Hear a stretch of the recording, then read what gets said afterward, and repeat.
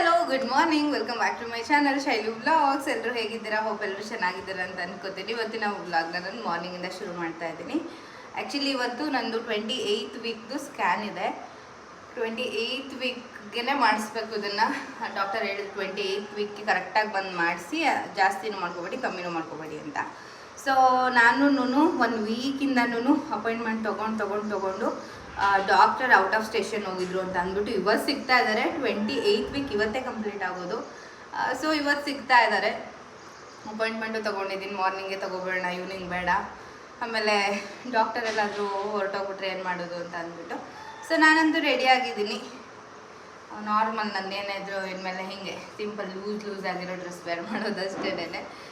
Mummy ಇವಾಗ ready ಆಗೋಕ್ಕೆ ಹೋಗಿದ್ದಾರೆ. ಇನ್ನು ನನಗೆ half an hour 40 minutes time ಇದೆ ಇನ್ನು.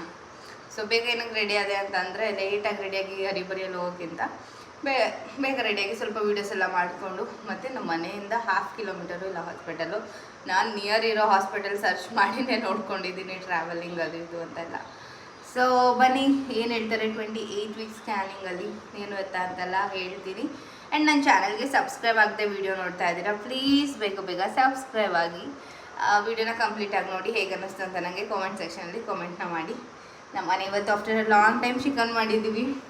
ಸುನಿಲ್ ಇದ್ರು ಅಂತ ಅಂದ್ಬಿಟ್ಟು ವಿಶು ಅವರು ಡ್ಯೂಟಿಗೆ ಹೊರಡ್ತಾಯಿದ್ರು ಅಂತ ಅಂದ್ಬಿಟ್ಟು ಮಟನ್ ತಂದಿದ್ದ. ಸೊ ಇವತ್ತು ನಮ್ಮ ಮನೆ ಚಿಕನ್ ಮಾಡಿದ್ದಾರೆ ಮಮ್ಮಿ. ಅಂದರೆ ಬೆಳಿಗ್ಗೆನೇ ಮಾಡಿದ್ದಾರೆ, ಯಾಕಂದರೆ ನಾವು ಹಾಸ್ಪಿಟಲಿಂದ ಹೋಗಿ ಬಂದು ಅಡುಗೆ ಎಲ್ಲ ಮಾಡೋಕ್ಕಾಗಲ್ಲ ಅಲ್ವಾ. ಸೊ ಆರ್ಡರ್ ಮಾಡಿದ್ವಿ. ಅಂದರೆ ಗೊತ್ತಿರೋರು ಶಾಪು, ನಿಯರ್ ಶಾಪಲ್ಲಿ ಅವ್ರಿಗೆ ಕಾಲ್ ಮಾಡಿ ಹೇಳೋದಕ್ಕೆ ಅವರು ತೊಗೊಂಡು ಬಂದು ಕೊಟ್ಟರು. ನಮ್ಮ ಬುಜ್ಜಿ ಎದ್ದು ಓಡಾಡ್ತಾ ಇದ್ದಾನೆ. ಎಷ್ಟು ಸೆಕೆ ಆಗ್ತಿದೆ ನನಗಂದರೆ ಯಪ್ಪ. ಸೊ ಬನ್ನಿ ಇವಾಗ ಒಂದು ವಿಡಿಯೋ ಮಾಡಬೇಕು, ಅದು ಮುಗಿಸ್ಬಿಟ್ಟು ಆಮೇಲೆ ಹೊರಡೋಣ. ಸೊ ಫಸ್ಟ್ ನನಗೆ BP ಎಲ್ಲ ಚೆಕ್ ಮಾಡಿ, ವೆಯ್ಟ್ ಎಷ್ಟಿದ್ದೀನಿ ಎಲ್ಲ ಚೆಕ್ ಮಾಡಿ ಎಂಟ್ರಿ ಮಾಡ್ತಾರೆ. ಆಮೇಲೆ ಡಾಕ್ಟರ್ ಕನ್ಸಲ್ಟೇಷನು ಮತ್ತು ಏನೇನು ಚೆಕಪ್ ಇದೆ ಎಲ್ಲನೂ ಮಾಡಿಸ್ಬೇಕು ಅಂತ ಅಂದ್ಬಿಟ್ಟು ಫಸ್ಟ್ ಇಲ್ಲಿ BP ಎಲ್ಲ ಚೆಕ್ ಮಾಡ್ತಾಯಿದ್ರು.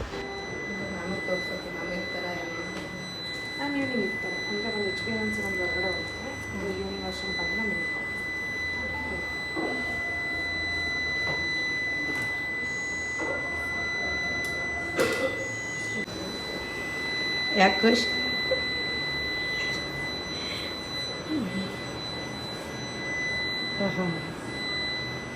ನೋವು ನಿನಗಾಗ್ತಿದೆಯಾ ಅಮ್ಮನಿಗೋ? ನೀನು ತಾನೇ ಕಣ್ಣು ಮುಚ್ಕೊಳ್ಬೇಕು ಖುಷ್.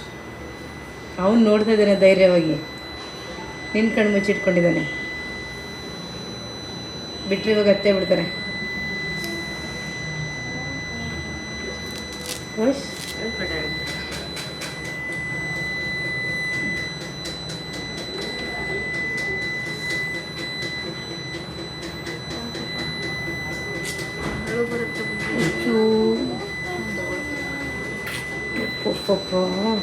ಫೀಲ್ ಫುಲ್ಲು ಹಂಗೆ ಅಮ್ಮನ ಚುಚ್ಚಿಬಿಟ್ರಲ್ಲ ಅಂತ. ಇದೆಲ್ಲ ವಿಡಿಯೋ ಮಾಡಿಬಿಟ್ಲು ಅಂತ ಫೋನ್ ಕೊಡು ಅಂದೆ. ವಿಡಿಯೋ ಯಾಕೆ ಮಾಡ್ತೀಯ ಅಂತ ನೋಡಿ ಅವನು ಅವಾಜ್ ಹೆಂಗಿದೆ. ಹಾಂ ಮಾಡ್ಬಾರ್ದು ಇದೆಲ್ಲ ವಿಡಿಯೋ.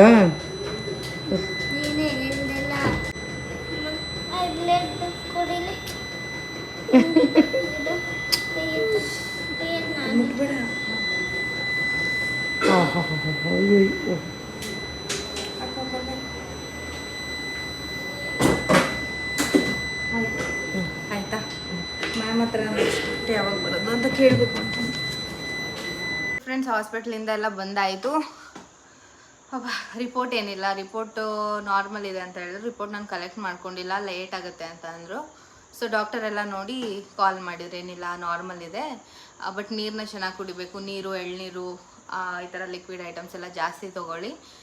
ಯೂರಿನ್ ಇನ್ಫೆಕ್ಷನ್ ಈ ಥರ ಆಗೋ ಚಾನ್ಸಸ್ ಇರುತ್ತೆ, ಹಾಗಾಗಿ ಚೆನ್ನಾಗಿ ತೊಗೊಳ್ಳಿ ಅಂತ ಅಂದರು. ಅದು ಒಂದು ಹೇಳಿದ್ರು. ಮತ್ತು ನನ್ನ ವೀಡಿಯೋಸ್ ಎಲ್ಲ ನೋಡ್ತಾರಂತೆ ಅವ್ರು ಇನ್ಸ್ಟಾಗ್ರಾಮಲ್ಲಿ. ಏನಿಲ್ಲ ಚೆನ್ನಾಗಿ ಆ್ಯಕ್ಟಿವ್ ಆಗಿದ್ದೀರಾ, ಹೀಗೆ ಆ್ಯಕ್ಟಿವ್ ಆಗಿರಿ, ಓಡಾಡ್ತಾ ಇರಿ ಆ್ಯಂಡ್ ವಾಕ್ ಎಲ್ಲ ಮಾಡಿ ಅಂತ ಅಂದರು. ಅದೊಂದು ಪಾಯಿಂಟ್ ಹೇಳಿದ್ರು. ಅದಾದಮೇಲೆ ನಾನು ಕೇಳಿದೆ, ಮ್ಯಾಮ್ ನಾರ್ಮಲ್ ಡೆಲಿವರಿ ಆಗೋ ಚಾನ್ಸಸ್ ಏನಾದರೂ ಇದೆಯಾ? ಜಸ್ಟ್ ಕೇಳಿದ್ದಷ್ಟೇ, ಯಾಕಂದರೆ ನನಗೆ ಫಸ್ಟು C-ಸೆಕ್ಷನ್ ಆಗಿರೋದು. ಬುಜ್ಜಿ ಟರ್ನ್ ಆಗಿರಲಿಲ್ಲ ಅಂತ ಅಂದ್ಬಿಟ್ಟು C-ಸೆಕ್ಷನ್ ಆಗಿದ್ದು. ನಾರ್ಮಲ್ ಡೆಲಿವರಿ ಆಗೋ ಚಾನ್ಸಸ್ ಏನಾದರೂ ಇದೆಯಾ, ಅದು ನಾನು ಒಂದು ತಿಳ್ಕೊಬೇಕಿತ್ತು ಅವ್ರ ಹತ್ರ. ಹೇಳಿದ್ರು ಚಾನ್ಸಸ್ ಇದೆ, ಬಟ್ ನಿಮಗೆ ಸಿ ಸೆಕ್ಷನ್ ಆಗಿರೋದ್ರಿಂದ ಜಾಸ್ತಿ ಫೋರ್ಸ್ ಮಾಡೋಕ್ಕೆ ಹೋಗಬಾರ್ದು. ಯಾಕಂದರೆ ಇದು ಹೈಲಿ ರಿಸ್ಕ್ ಇರುತ್ತೆ. ನೀವು ಹ್ಞೂ ಅಂತ ಅಂದರೆ ನಾವು ಟ್ರೈ ಮಾಡ್ತೀವಿ ನಾರ್ಮಲ್ ಡೆಲಿವರಿಗೆ, ಬಟ್ ಹೈಲಿ ರಿಸ್ಕ್ ಇರುತ್ತೆ. ಸೊ ಹಾಗಾಗಿ ರಿಸ್ಕ್ ತೊಗೊಳಕ್ಕೆ ಹೋಗಬೇಡಿ. ಆದರೆ ಓಕೆ, ಆದರೆ ನಮಗೆ ಗೊತ್ತಾಗ್ಬಿಡುತ್ತೆ 9 ಮಂತ್ಸ್ ಟೈಮಲ್ಲೇ ಗೊತ್ತಾಗುತ್ತೆ. ಆಗಿಲ್ಲ ಅಂತ ಅಂದರೆ ರಿಸ್ಕ್ ತೊಗೊಂಡು ಸ್ಟಿಚಸ್ ಎಲ್ಲ ಓಪನ್ ಆಗೋ ಚಾನ್ಸಸ್ ಇರುತ್ತೆ. ಸೊ ಹೈಲಿ ರಿಸ್ಕ್ ತೊಗೊಳಕ್ಕೆ ಹೋಗಬೇಡಿ ಈ ವಿಷಯದಲ್ಲಿ ಅಂತ ಅಂದರು. ಅಂದರೆ ನಾನು ನಾರ್ಮಲ್ ಡೆಲಿವರಿ ಮಾಡಿಸ್ಕೋಬೇಕು ಅಂತ ಏನಿಲ್ಲ, ಇವನ್ರಲ್ಲೇ ಹೇಳಿದರು ಮಗು ತಿರುಗುತ್ತೆ ವೆಯ್ಟ್ ಮಾಡಿ 1-2 ಡೇಸು ಅಂತ ಅಂದ್ಬಿಟ್ಟು. ಆದರೆ ಇವ್ನು ತಿರುಗಲಿಲ್ಲ. ಆಮೇಲೆ ಮಗು ನೀರು ಕುಡಿದ್ಬಿಟ್ಟಿದೆ ಅದು ಇದು ಅಂದ್ಕೊಂಡೆಲ್ಲ ಇದು ಮಾಡಿದರು. ಹಾಗಾಗಿ ಸುಮ್ಮನೆ ಏನಕ್ಕೆ ರಿಸ್ಕ್ ಅಲ್ವಾ. ಅಂದರೆ ಚೆನ್ನಾಗಿ ಆ್ಯಕ್ಟಿವ್ ಆಗಿರ್ತೀರಾ, ಓಡಾಡ್ತೀರಾ, ನೀವು ನಾರ್ಮಲ್ ಆಗೇ ಇದ್ದೀರಾ. ಆ್ಯಂಡ್ ಬೇಬಿ ಕೂಡ ತುಂಬಾ ಒಳಗಡೆ ಹೆಲ್ತಿ ಆಗಿದೆ, ಮೂಮೆಂಟ್ಸ್ ಎಲ್ಲ ಚೆನ್ನಾಗಿದೆ. ಟರ್ನ್ ಆಗೋ ಚಾನ್ಸಸ್ಸು ಇದೆ. ಅಂದರೆ ಟರ್ನ್ ಆದ್ರೂ ನಾರ್ಮಲ್ ಡೆಲಿವರಿ ಆಗೋ ಚಾನ್ಸಸ್ ಇದ್ದರೆ ನಾವೇ ಹೇಳ್ತೀವಿ, ಇಲ್ಲಾಂದರೆ ರಿಸ್ಕ್ ತೊಗೋಬೇಡಿ. ರಿಸ್ಕ್ ತೊಗೊಂಡು ಆ ಥರ ನಾರ್ಮಲ್ಲೇ ಆಗಬೇಕು ಅಂತ ಹೋಗಿ ಅದು ಹೈಲಿ ರಿಸ್ಕ್ ಆಗಿ ಆಮೇಲೆ ಮತ್ತೆ ಸಿ ಸೆಕ್ಷನ್ಗೆ ಬರೋದು ಅದೆಲ್ಲ ಬೇಡ. ಆಗುತ್ತೆ ಅನ್ನೋ ಗ್ಯಾರಂಟಿ ಇಲ್ಲ, ಬಟ್ ಆಗೋ ಟೈಮಲ್ಲಿ ಸ್ಟಿಚಸ್ ಎಲ್ಲ ಓಪನ್ ಅಂದರೆ ಮಕ್ಕಳು ಸಿ ಸೆಕ್ಷನ್ ಆಗಿರೋರು ಒಂದು 5-6 ಇಯರ್ಸ್ವರೆಗೂ ಮಕ್ಕಳು ಮಾಡ್ಕೋಬಾರ್ದು ಅಂತಾರೆ. ಅಂದರೆ ನಾರ್ಮಲ್ ಡೆಲಿವರಿಗೆ ಟ್ರೈ ಮಾಡಬಾರ್ದು ಯಾವುದೇ ಕಾರಣಕ್ಕೂ. ಇನ್ನು ಮತ್ತೆ ಸೆಕೆಂಡ್ ಟೈಮ್ ಸಿ ಸೆಕ್ಷನ್ ಅಂದರೆ ನೋ ಪ್ರಾಬ್ಲಮ್, ಬಟ್ ನಾರ್ಮಲ್ ಡೆಲಿವರಿಗೆ ಟ್ರೈ ಮಾಡೋರು 6-7 ಇಯರ್ಸ್ ಮಾಡ್ಕೊಳ್ಳೇಬೇಡಿ. ಬಿಕಾಸ್ ಆ ಸ್ಟಿಚಸ್ ಎಲ್ಲ ಓಪನ್ ಆಗೋ ಚಾನ್ಸಸ್ಸು 95% ಇದ್ದೇ ಇರುತ್ತೆ ಅಂತ ಅಂದ್ಬಿಟ್ಟು. ಅಂದರೆ ಒಂದು 90% ಜನಕ್ಕೆ ಯಾವುದೇ ಕಾರಣಕ್ಕೂ ಸಿ ಸೆಕ್ಷನ್ ಆಗಿರೋರಿಗೆ ನಾರ್ಮಲ್ ಡೆಲಿವರಿ ಆಗಲ್ಲ. ಆದರೆ ದೇವರ ದಯೆಯಿಂದ ಬ್ಲೆಸ್ಸಿಂಗ್ಸಿಂದ ಆಟೋಮೆಟಿಕ್ ಆಗುತ್ತೆ. ಹಾಗಾಗಿ ಏನು ರಿಸ್ಕ್ ತೊಗೊಳ್ಳೋದು ಬೇಡ. ಆರಾಮಾಗಿ ಇವಾಗ ಹೆಂಗಿದ್ದೀರಾ ಹಂಗಿರಿ, ತಲೆನೂ ಕೆಡ್ಸ್ಕೊಬೇಡಿ ಅದ್ರ ಬಗ್ಗೆ. ನಾನೇ ಹೇಳ್ತೀನಿ ಎಲ್ಲನೂ ಅಂತ ಅಂದರು. ಓನಾಯ್ತಮ್ಮ ಏನು ಹೇಳಿ. ನಾನು ನೀರು ಕುಡಿತಾ ಇದ್ದಲ್ಲ, ನಾನು ನೀರು ಕುಡ್ಕೊಬಿಟ್ಟಿದ್ನ. ನೀರು ಕುಡ್ಕೊಬಿಟ್ಟೆ ಅಂತ ಡಾಕ್ಟ್ರು ಬೈತಿದ್ರ. ಚಿಕನ್ ಮಟನ್ ತಿಂದ ಅಂತ ನೀವು ಹೇಳ್ರ. ಚಿಕನ್ ಮಟನ್ ತಿಂದ್ಬಿಟ್ಟು ಹೊಟ್ಟೆ ಒಳಗೆ ನೀರು ಕುಡಿದ್ಬಿಟ್ಟವನೆ ಅಂತ ಹೇಳ್ದೆ. ಆಗ ಬೈಟ್ರು. ಹೌದು, ನಡಿ ಹೋಮ್ವರ್ಕ್ ಮಾಡಿ ನಡಿ. ತರಲೆ ಹೋಮ್ವರ್ಕ್ ಅಲ್ಲ, ನಾನು ನಡಿ ಮಾಡೋಣ. ಸೊ ಇಷ್ಟು ಹೇಳಿದ್ರು. ಅದನ್ನ ಬಿಟ್ಟು ನನ್ನ ವೆಯ್ಟ್, ಪ್ರೆಸೆಂಟ್ ವೆಯ್ಟ್ ನನಗೆ ಶಾಕ್ ಆಗ್ತಾ ಇದೆ. ಹಂಗೆ ಅನ್ಸಲ್ಲ ಬಿಡುಕಂದ, ಹಂಗೆ ಅನ್ಸಲ್ಲ. ನಾನು ಮಾರ್ಚ್ 22 ಅಲ್ಲಿ 22 ವೀಕ್ಸ್ದು ರಿಪೋರ್ಟ್ ತೋರ್ಸೋಕೆ ಹೋಗಿದ್ದಾಗ ಎಷ್ಟು 61.8 ಇದೆ. 61 kg 800 grams ಏನೋ ಇದೆ. ಇವಾಗ 67.8 ಇದ್ದೀನಿ. ಅಂದರೆ ತುಂಬ ಜನ ಹೇಳ್ತಾರೆ ಹಂಗೆ ಕಾಣಿಸಲ್ಲ ನೀವು ಅಂತ. ಅರೌಂಡ್ 6 kgನೇ ಜಾಸ್ತಿ ಆಗಿದ್ದೀನಿ ನಾನು. 1.5 ಮಂತ್ಗೆ 6 kg ಜಾಸ್ತಿ ಆಗಿದ್ದೀನಿ. ಏನಿಲ್ಲ, ಪ್ರೆಗ್ನೆನ್ಸಿ ಟೈಮಲ್ಲಿ ನಾರ್ಮಲ್ ಎಷ್ಟೇ ವೆಯ್ಟ್ ಏನಾದ್ರೂ ತಲೆ ಕೆಡಿಸ್ಕೋಬೇಡಿ, ಆ್ಯಕ್ಟಿವ್ ಆಗಿರಿ, ಅದು ಒಂದು ಹೇಳ್ತಾರೆ. ನನ್ನ ಮಗನ ಪ್ರೆಗ್ನೆನ್ಸಿಯಲ್ಲಿ 76 kg, 9 ಮಂತ್ಸ್ ಅವನ ಸಿ ಸೆಕ್ಷನ್ ದಿನ 76 kg ಇದೆ ನಾನು. ಸೊ ಏನೂ ಇಲ್ಲ. ಆದರೆ ಇನ್ನೊಂದು ಹಬ್ಬ ಅಂದರೆ ಒಂದು 5 kg ಜಾಸ್ತಿ ಆಗ್ತಿರೇನೋ ಅಂತ ಅಂದವ್ರೆ.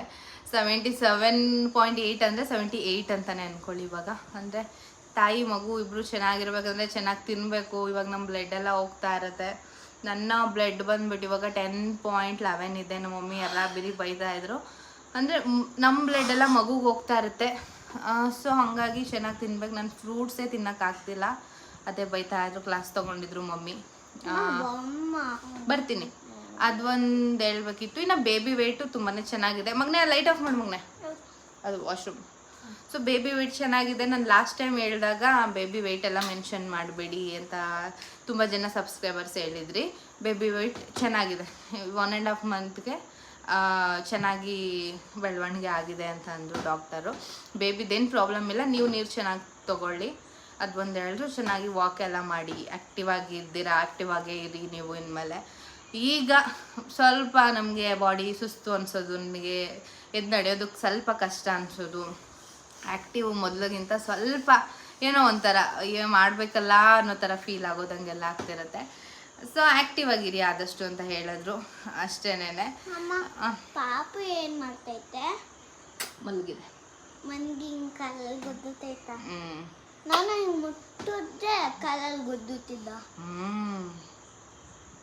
ಸೊ ಇಷ್ಟೇ ಹೇಳಿದ್ರು. ನನ್ನ ತಲೆ ಕಾಲಲ್ಲಿ ಗುದ್ದುತ್ತಿದೆ. ನನ್ನ ಮಗನಿಗೆ ಆಟ ಆಡೋಕೆ ಇಷ್ಟ, ಪಾಪು ಜೊತೆ. ನಡಿ ಮಗನೇ ಇವಾಗ ಅವ್ನಿಗೆ ಹೋಮ್ವರ್ಕ್ ಎಲ್ಲ ಬರ್ಸ್ಬೇಕಂದ್ರೆ ಹೋಮ್ವರ್ಕ್ ಏನಿಲ್ಲ ಅವ್ನಿಗೆ ಸ್ವಲ್ಪ ಆ್ಯಕ್ಟಿವಿಟೀಸಲ್ಲಿ ಇನ್ವಾಲ್ವ್ ಮಾಡೋಣ. ಇವಾಗ ಕ್ಲಾಸಸ್ ಎಲ್ಲ ಮುಗೀತು, ಆ್ಯಕ್ಟಿಂಗ್ ಕ್ಲಾಸು. ಸೊ ಮನೆಯಲ್ಲೇ ಇರ್ತಾನಲ್ವ, ಸ್ವಲ್ಪ ಟೈಮ್ ಅವನಿಗೆ ಡ್ರಾಯಿಂಗ್ ಮಾಡಿಸೋದು, ಹೋಮ್ವರ್ಕ್ ಮಾಡಿಸೋದು ಎಲ್ಲ ಮಾಡಿಸೋಣ, ಅವ್ನಿಗೂ ರಿಲ್ಯಾಕ್ಸಿಂಗ್ ಫೀಲ್ ಆಗುತ್ತೆ ಅಂತ ಅಂದ್ಬಿಟ್ಟು. ಸೊ ಬನ್ನಿ ಇವಾಗ ಹೋಗೋಣ. ಫುಲ್ ಮಾಡ್ಬೇಕು ನೀಟಾಗಿ, ತುಂಬ ಡಾರ್ಕಾಗಿ ಮಾಡಬೇಡ, ಪೇಜಸ್ ಎಲ್ಲ ಹರಿದೋಗ್ಬಿಡುತ್ತೆ, ಸರಿನಾ? ಆಚೆ ಸ್ಪ್ರೆಡ್ ಮಾಡಬೇಡ. ಇಲ್ಲಿ ಬಂತು, ಇಟ್ಸ್ ಓಕೆ, ಅದಿರಲಿ. ಇದು ಬಂತು. ಇಟ್ಸ್ ಓಕೆ, ಇಲ್ಲೆಲ್ಲ ನೀಟಾಗಿ ಮಾಡು. ಇಲ್ಲಿ ಲೈನ್ ಹಾಕಿದಮ್ಮ. ಲೈನೇನು ಹಾಕ್ಬೇಡ, ಹಂಗೆ ಮಾಡು ಕ್ಯಾಶುವಲ್ ಆಗಿ. ಅಲ್ವಾ? ನೀನು ಕ್ಯಾಶುವಲ್ ಆಗಿ ಮಾಡು, ಕರೆಕ್ಟ್ ಆಗುತ್ತೆ, ಏನಿಲ್ಲ. ಇದು ನೋಡ್ಸಮ್ಮ ಬರ್ತೈತೆ. ಮಾಡು. ನಾನೇನು ನೀನು ನಾನು ಮಾಡಿದೆ, ನಾನು ಸ್ಟೆಮ್ಗೆಲ್ಲ ಮಾಡಿ, ಅದು ಲೀಫಾಗಿ ಮಾಡ್ತೀನಿ, ಮಾಡು ಫಸ್ಟ್ ನೀನು. ಮೇಲಿದು ನಾನು ನೀನು ಇದು ಹೋಯ್ತಿದ್ದೆ. ನಾನು ಕಾಣಿಸಲ್ಲ, ನೀವು ಸ್ಟಡಿ ಟೇಬಲಲ್ಲಿ. ಒಳಗಡೆ ಫುಲ್ ಶೆಕೆ, ಹೊರಗಡೆ ಕೂತ್ಕೊಳ್ಳೋಣ ಅಂದರೆ ಕೂಲ್ ಆಗಿದೆ, ಅದಕ್ಕೆ. ಹೌದು, ಕೆಳಗಡೆ ಕೂತ್ಕೊಂಡ್ರೆ ಕೂಲು, ಚೇರ್ ಮೇಲೆ ಇದು ಮಲಗೆ ಮೇಲೆ ಕೂತ್ಕೊಂಡ್ರೆ ಹಾಟ್ ಹಾಟ್ ಅಂತ.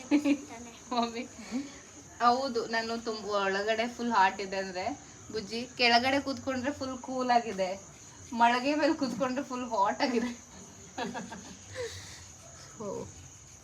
ಶೈಲಿ ನೋಡಿ ಆರಾಮಾಗಿ ಕೆಳಗೆ ಕೂತ್ಕೊಂಡ್ಬಿಟ್ಟಿದ್ದಾಳೆ, ಕುದುರೆ ಮೇಲೆ ಅಂದ್ರೆ ಆಗೋದಿಲ್ಲ ಅಂತ. ಅವಳಿಗೆ ಯಾವ ತರ ಕಂಫರ್ಟಬಲ್ ಆಗುತ್ತೋ ಅದು ನನಗೆ ಅರ್ಥ ಆಗ್ತಿಲ್ಲ. ಇವಾಗ ಅವಳು 7 month ವರ್ಗುನು ಆರಾಮಾಗಿ ಹ್ಯಾಪಿಯಾಗಿದ್ಲು, ಓಡಾಡ್ಕೊಂಡು. ನಾನು ನನ್ನ ಮಗಳು ಇಷ್ಟು ಹ್ಯಾಪಿಯಾಗಿದ್ದಳಲ್ಲಪ್ಪ ಅನ್ಕೊಂಡೆ. ಈಗಂತೂ ಕುಂತ್ರೆ ಹೇಳಲ್ಲ, ಇದ್ರೆ ಕೂರಲ್ಲ, ಕರೆಕ್ಟಾಗಿ ಊಟ ತಿಂತಾ ಇಲ್ಲ, ಊಟನೇ ಮಾಡೋಕ್ಕಾಗಲ್ಲ ಅಂತಾಳೆ. ಏನು ಮಾಡೋದು, ತುಂಬ ಇದಾಗ್ಬಿಟ್ಟಿದ್ದಾಳೆ ಇವಾಗಂತೂ. ಅವಳ ಕೈಲಿ ಆಗ್ತಾನೆ ಇಲ್ಲ. ಆಗ್ತಾಯಿಲ್ಲ ಫ್ರೆಂಡ್ಸ್, ಇವಾಗಲೇ 9 months ಡೆಲಿವರಿ ಟೈಮ್ ಅಂದರೆ 9 months ಅಲ್ಲ, ನನಗೆ ಇವಾಗಲೇ ಡೆಲಿವರಿ, ಅದೇ ಡೆಲಿವರಿ ಡೇಟ್ ಆದಂಗೆ ಆಗೋಗಿ. ವೈಟ್ ಇರೋದನ್ನೆಲ್ಲ ಮಾಡ್ಬೋದಾ? ಸಾಕು ಅಷ್ಟೇ ಮಾಡು. ಇಷ್ಟ ಸೊ ಇಷ್ಟು ಮಾಡ್ಬೇಕಾ? ಇಷ್ಟು ಡಾರ್ಕು.